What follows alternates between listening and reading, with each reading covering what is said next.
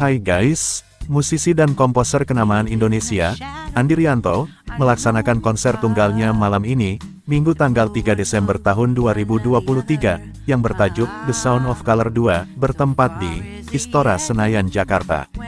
Konser ini menjadi konser tunggal kedua dari Andi Rianto, setelah pada tahun 2004, Andi melaksanakan konser Sound of Color 1. Konser The Sound of Color 2 menampilkan para penyanyi dari berbagai generasi yang memiliki suara khas yang akan dikenali semua orang. Begitu didengar sekali, diyakini para penyanyi yang terpilih tersebut akan membuat konser semakin berwarna.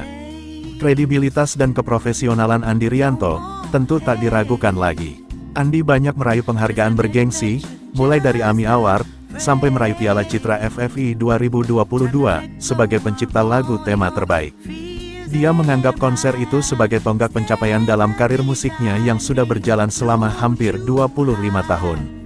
Para penyanyi yang diundang Andi Rianto di konser ini diantaranya adalah Rosa, Judika, Mario Ginanjar, Lyodra, Mahalini, Prinsa Mandagi, Keisha Lefronka, Fabio Asher, Nyoman Paul dan Roni Parulian Nainggolan.